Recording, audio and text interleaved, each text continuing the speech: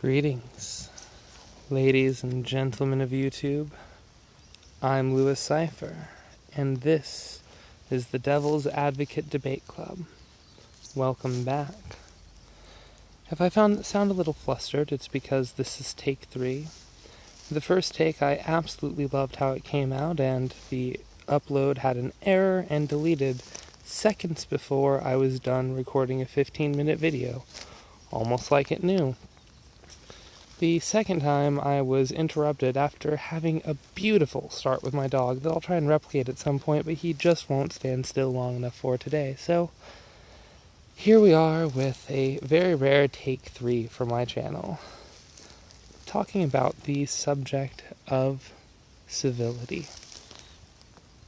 Civility is an important cornerstone of our foundation, of the foundations of our society. One of the things that sets us apart, for the most part, from the animal kingdom is our ability to cooperate to the level that we do, not just on an instinctual level, but on an intellectual level, something which most animals aren't capable of, at least not to a degree approaching ours. And we're able to, at the same time, compete. This is why the idea of sports are basically unique to humans, and this allows us to have both competition and cooperation at the same time. It's something which I think expands our capabilities greatly. Most of humanity's accomplishments wouldn't have been possible without cooperation. And competition tends to turn aggressive and warlike without civility, sometimes even with it. But civility helps. So, in order to have competition with cooperation, civility is just logically necessary. Now, what is civility? It is basically just being polite or decent, especially when referring to formal society.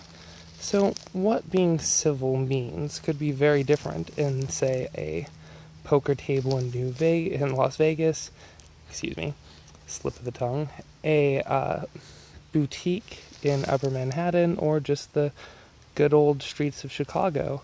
What is and isn't considered civil is going to be very different. However, even if upper city socialites run into a group of inner city gang members, as long as both groups approach the situation with the intent to be civil, admittedly a rare situation, I think that it would be possible for civility to be maintained even though they have different standards. I mean, compromises can be reached. They're very much a part of human nature, I think. So, normally speaking, we were all taught to be civil growing up, I think, for the most part, and civility is innately proven to be a good thing. These days, though, I've started seeing an argument that worries me. I saw it first on Twitter, and more, even from blue checkmarked people, kind of their upper class of Twitter, if you will, and traced it back to universities around the globe, basically from the grievance studies section of these universities. And this is the idea that only white people, and especially white men, can afford to be civil. Now, I don't particularly like to talk about race or identity, but when it's how university professors, academics, so-called authorities in the field, as well as, people that have hundreds of thousands of followers on Twitter are saying, I think it's something that we need to discuss. The idea comes from the fact that the squeaky wheel gets the grease. So in other words, if you're more outspoken, which doesn't necessarily mean you're less civil, but tends to have a correlation. then you're in many ways more likely to get forward in life. Personally, I think a lot of times these are short-term gains, but I'll get into that in a little bit. What this really means is that if you ask for something, a certain percentage of the time you're going to get it. So if you walk around asking for things all the time, if you live in a small town, you're just going to get known as the town mooch and no one's going to pay attention to you. But if you live somewhere a little bit bigger where you walk a half a mile or go a couple blocks down and you're surrounded by a group of people who've never met you before, you're likely to just get handed things on a semi-regular basis. Now, I don't think it's wrong to give people charity or even just to help people out when they have a want or a need. But do this too much and it breeds a sense of entitlement. Now, entitled people, and I'm sure we've all run into them, there are subreddits entirely about them, tend to be quite unpleasant. They tend to get themselves pushed away from society or pushed to the edges of it because a lot of people just don't want to interact with them because, well, when they don't get what they want, they freak out and they often ask for more than can be reasonably given to them. Anyone who's worked in retail has run into one of these people, and I currently work at the carnival, so trust me when I tell you, they're out there. Anyway, entitlement is a step away from civility, and teaching minorities to feel a sense of entitlement or to act uncivilly in order to be given further positions in life is a bad idea. See, eventually people turn against these entitled people. They get known for who they are. There are short-term benefits, but in the long term, you just get known to be kind of a jerk. And the further that we get modern amenities, the further that our standard of living improves, the easier it is to get entitled. See, the less people have to work for the things that they have or for an easy life, the less reason they see to work at all.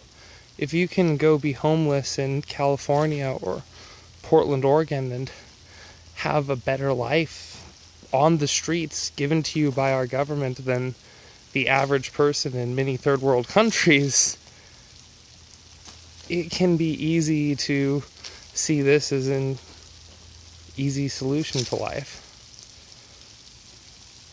This is why breeding a sense of entitled culture is a bad thing, but can be almost inevitable as we push for a higher standard of living, which is a good thing. We want higher standards of living. So this leaves us with a little bit of a conundrum, where it seems almost inevitable in modern culture that people are going to get more entitled unless we find, some sociological or psychological solution to this. And I don't know what that would be. And I don't know that psychological engineering is something anyone should be doing anyway. So, it's definitely a problem to be looked at and not one I have a solution for. However, if we are all inevitably rushing towards this cliff of entitlement due to our standard of living improving with every scientific leap forward, well, to me at least, it just seems, and I try not to throw this word around a lot, but it just seems a little bit racist to have upper class, wealthy university professors doing their best to ensure that minorities are the first ones over the edge. Telling these people that it's in their best interests not to be civil, is, I think, a dubious proposition at best, very short-sighted at my estimation, and B is, well, either just a way of the elite, privileged university class to claim that minorities are less able of being civil than white people without outright saying it, because they're inherent racists and they're trying to find ways to academically express it, or it's making sure that minorities are at the front of the line when we go off the entitlement cliff.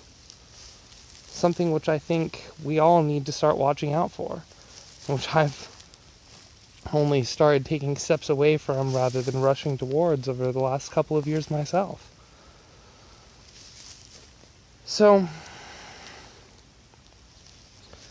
I definitely think it's a subject we need to talk about, and one that's hard, because it involves looking at the potential racism of a group of people who consider themselves to be staunchly anti-racist, but might just not understand their subconscious racism, I guess. Anyway, one more note on entitlement, and on civility more, I should say.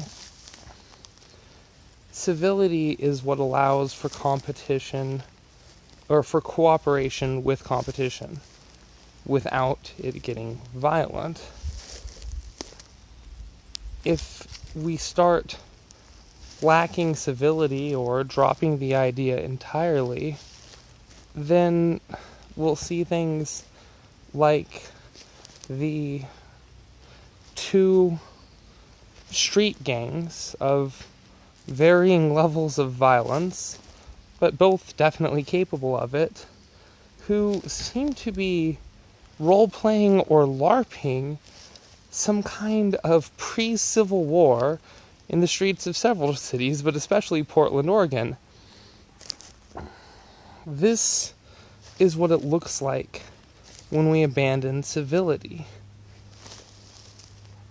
That's what political discourse will be if we can't talk things out. And students in universities are being taught that they can't be civil, that they especially can't be civil with white people, and that they really can't be civil with white men. They're at the same time being taught that white men should and have to be civil to make up for their past, their ancestors' gross errors. And at the same time, many of them, and I've looked into these grievance studies courses at length, are being taught not to trust a civil person or a civil white person, especially because it's just them attempting to trick you into following their false ideologies, or, oh God, it can be put all kinds of ways. So just like free speech, it looks like there might be an attack on civility, which is something that I think that we should be worried about. So, keep things civil. Let's not fight in the streets. And let's not racialize people's ability to be decent and polite.